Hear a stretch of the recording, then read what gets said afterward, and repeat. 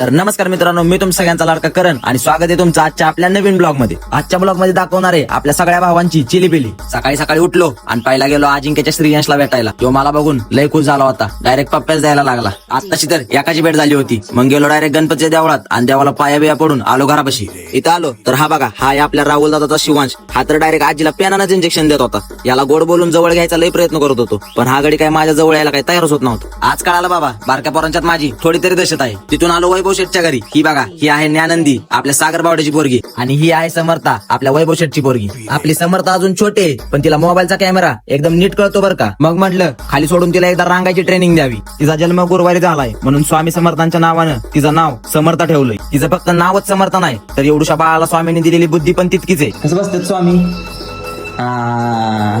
ती स्वामी कसं बसतात हे दाखवतच होती. तितक्यात आपल्या श्रेयसनं इकडे नवीनच खेळ चालू केला होता. श्रेयस म्हणजे आपल्या अमिताभाचा पोरगा आहे. हे बघा, खेळता खेळता पुढच्या उलट्या करून हा अख्ख्या घरात असाच रोज पसारा करत असतोय. पसारा केला म्हणून मी याला कावलो तर हा डायरेक्ट रागात घरात गेला. आणि मी घरी निघालो तर ह्यो मला म्हणतोय, जाता जाता पसारा उचलून जातोस का.